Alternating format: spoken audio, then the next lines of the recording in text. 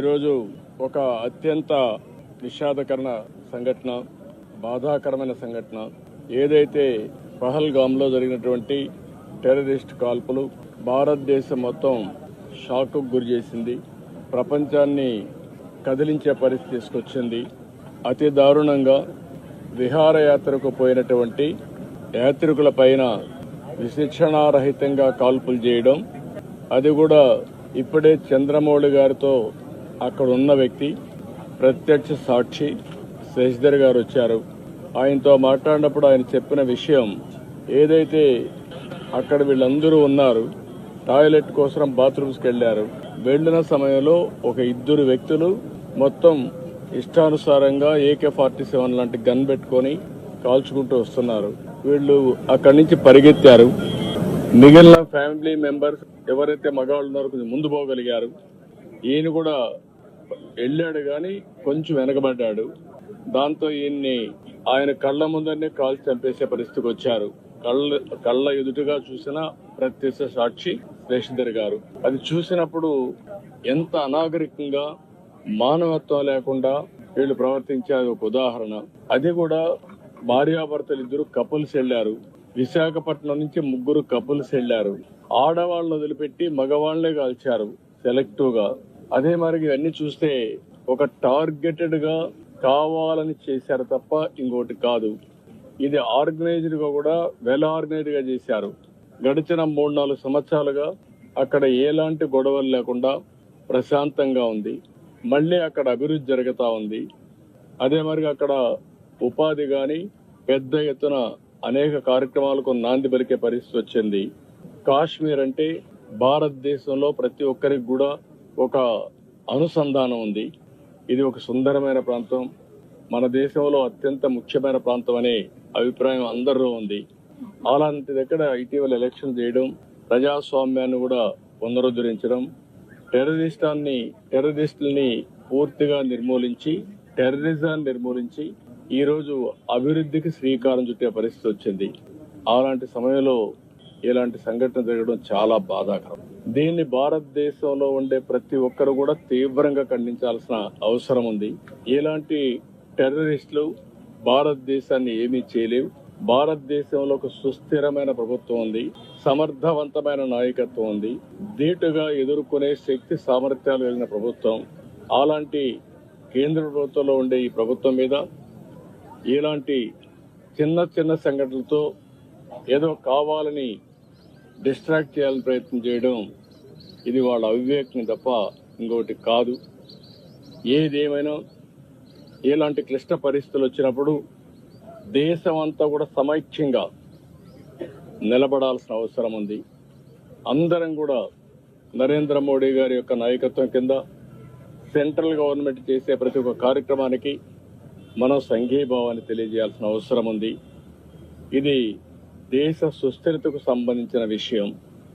అలాంటి సమగ్రత, సుస్థిరత దెబ్బతీసే పరిస్థితి ఎలాంటి వ్యక్తులు చేసినా, ఎలాంటి శక్తులు చేసినా దాన్ని ధీటుగా ఎదుర్కొంటామని మనం సమాధానం చెప్పాల్సిన బాధ్యత, అవసరం కూడా ఉంది. అందుకే ఈరోజు దేశం అంతా కూడా ఎవరైతే చనిపోయారో చాలా బాధేస్తుంది. వాళ్ళని మళ్ళీ తిరిగి తేలేం. మన రాష్ట్రంలో ఇద్దరిని పోగొట్టుకున్నాం. ఇక్కడే చంద్రమౌళి, అదే మరిగా మధుసూదన్ కావల్లో. వీళ్ళిద్దరూ కూడా, మధుసూదన్ అయితే ఒక IT ప్రొఫెషనల్, ఈయనైతే SBIలో పనిచేసి రిటైర్ అయ్యి నాగమణి ఆయన వైఫ్తో కూడా కలిసి 3 కపుల్స్ వెళ్లారు. వాళ్ళ బాధ చూసినప్పుడు ఎవరైతే ఆయన సిస్టర్లో ఇప్పుడు చూసాం, కుటుంబం కుంగిపోయే పరిస్థితికి వచ్చారు. ఏది ఏమైనా ఇలాంటి సమయంలో ప్రజల్లో చైతన్యం తేవలసిన బాధ్యత మనందరిపైన ఉంది. అందరం కూడా ఒకే మాట పైన నిలబడాల్సిన అవసరం ఉంది. ప్రధానమంత్రి చేసే ప్రతి ఒక్క కార్యక్రమానికి సంఘీభావాన్ని తెలియజేయడమే కాకుండా మనం అందరం కూడా ఆయనకు పూర్తి సహకారాన్ని అందించాల్సిన అవసరం ఉంది.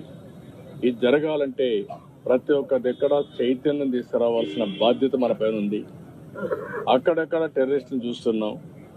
వీళ్ళ ఇష్ట ప్రకారం ఇన్ఫిల్టర్ అయ్యే ప్రమాదం కూడా ఉంటుంది. కాబట్టి బార్డర్లో జాగ్రత్తగా ఉండాలి.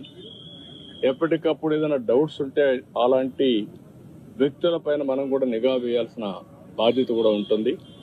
ఇవన్నీ చేయడం కోసం మనం అందరం మళ్ళీ సంఘీభావాన్ని తెలియజేస్తూనే సమగ్రతను కాపాడుకునే బాధ్యత తీసుకురావాలని ఈరోజు మేమందరం కూడా ప్రజాప్రతినిధులు ఇక్కడికి వచ్చాం. తప్పకుండా ఆ కుటుంబాలకు అండగా ఉంటాం. అందుకే ఆంధ్రప్రదేశ్ ప్రభుత్వం తరపున ఆ కుటుంబానికి ఇద్దరికి కూడా 10 లక్షల రూపాయల ఆర్థిక సహాయం కూడా చేస్తాం. ఎందుకంటే ఒక సంఘీభావాన్ని తెలియజేస్తూ మనం అందరం కూడా ఆ కుటుంబాలకు అండగా ఉండి ఆ కుటుంబాలు నిలదొక్కుకోవడానికి ఏమేం చేయాలో అన్ని చేయడానికి మనం ముందుకు రావాలి. ఆ శక్తి మనకుంది. చనిపోయినటువంటి చంద్రమౌళి గారికి ప్రగాఢ సానుభూతి, కుటుంబ సభ్యులకు సానుభూతి తెలియజేస్తూ ఆయన ఆత్మకు శాంతి కలగాలని భగవంతుణ్ణి ప్రార్థిస్తూ మరొకసారి ఆ కుటుంబానికి ధైర్యం చెప్తూ సెలవు తీసుకుంటాం.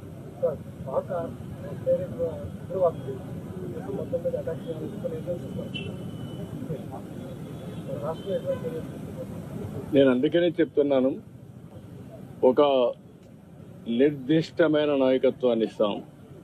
ఒక మాటలో చెప్పాలంటే ఎవరైనా సరే ఎక్కడైనా సరే ఇలాంటి చిల్లర వేషాలు ఇస్తే అలాంటి వాళ్ళకు హెచ్చరిస్తున్నా అదే చివరి రోజు కావాలి. ఎందుకంటే ప్రజా జీవితాలతో ఆడుకుని దేశాన్ని బెదిరించాలనో దేశ సమగ్రతను దెబ్బతీయాలనుకుంటే మాత్రం వాళ్ళ ఆటలు సాగవు. ప్రభుత్వాలు గట్టిగా ఉంటాం, ధీటుగా ఉంటాం, సమాధానం చెప్తాం. అదే సమయంలో నేను కోరుకునేది ప్రజలు కూడా అప్రమత్తంగా ఉండాలి. మనకు తెలియని వ్యక్తి మన పక్కన ఎవరన్నా వస్తే ఎవరు వస్తున్నారో కూడా చూసుకుని ప్రజలే పోలీసింగ్ చేసే పరిస్థితి రావాలి. అప్పుడే ఇలాంటి సమస్యలన్నీ కంట్రోల్ అవుతాయి. ఈరోజు ప్రపంచంలో భారతదేశం దూసుకెళ్లే పరిస్థితి వస్తూ ఉంది. ప్రపంచంలో అగ్రదేశాలన్నీ కూడా ఒకసారి ఆలోచిస్తే అందరికంటే ముందు మనం ఉండే పరిస్థితి వస్తూ ఉంది. ఇటీవల కాలంలో అభివృద్ధి జిఎస్డిపి గ్రోత్ రేట్లో మనం నెంబర్ 1 ఉన్నాం. ఈరోజు 5వ ప్లేస్లో ఉన్నాం. ఇంకొక 2 సంవత్సరాల్లో 3వ ప్లేస్కి రాబోతున్నాం. 2047కి వికసిత్ భారత్ ద్వారా భారతదేశం 1వ ప్లేస్ కానీ 2వ ప్లేస్ కానీ ఉంటుంది. ఇంకొక 2 సంవత్సరాల తర్వాత మీరు ఒకసారి చూస్తే 2028 నుంచి ప్రపంచంలో ఫాస్టెస్ట్ గ్రోయింగ్ ఎకానమీగా ఇండియా ఉంటుంది. అందుకే ఇలాంటి శక్తులు కొన్ని ఇండియాలో ఇలాంటి అభద్రతాభావం, అస్థిరతను క్రియేట్ చేయాలనుకుని ఆలోచిస్తున్నారు. అవి జరగవు అని చెప్పవలసిన బాధ్యత మనందరిపైన ఉంది. కూడా క్యాన్సిల్ చేయడం జరిగింది. 2 దేశాల మధ్యలో ఉన్న అంటే పాకిస్తానీలు ఎవరైనా ఇండియాలో ఉండుంటే 48 అవర్స్ లో బయటకు వెళ్ళిపోవాలని చెప్పి చర్చించడం జరిగింది. దీన్ని ఏ విధంగా చూడాలి సార్? నేనేమంటానంటే ఇవన్నీ కూడా జరిగినప్పుడు భారతదేశం టెర్రరిజానికి వ్యతిరేకం. ఇంటర్నల్ గా కానీ ఎక్స్టర్నల్ గా కానీ భారతదేశం చాలా కాలం నుంచి పోరాడుతున్నాం. కొన్ని దేశాలు మనం చేసే ఎఫర్ట్స్ ని సపోర్ట్ చేయకుండా మనం చేసే దానికి కూడా విఘ్నం చేసే పరిస్థితికి వస్తున్నారు. అది కరెక్ట్ కాదు. సార్ ఆల్రెడీ ఇంటెలిజెన్సీ నుంచి నిఘా వర్గాల హెచ్చరికలు ఉన్నాయి. ఈ తరుణంలో అంటే సముద్ర తీర ప్రాంతం మనకి ఎక్కువ ఉంది ఆంధ్రప్రదేశ్. నిఘా వ్యవస్థను ఎట్లా పటిష్టం చేయబోతున్నారు? దానికి ఏమైనా ప్లానింగ్ ఏమైనా? నేను అందుకని చెప్పాను, డెఫినెట్ గా ఇంటెలిజెన్స్ ని యాక్టివేట్ చేస్తాం.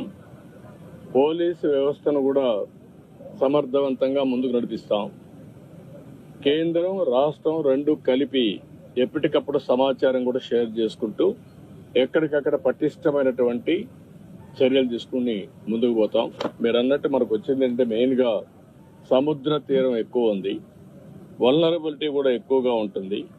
అలాంటి సమయంలో జాగ్రత్తగా ఉండడమే కాకుండా అప్రమత్తంగా ఉండాల్సిన బాధ్యత మన పైన ఉంది. డెఫినెట్ గా ఉంది.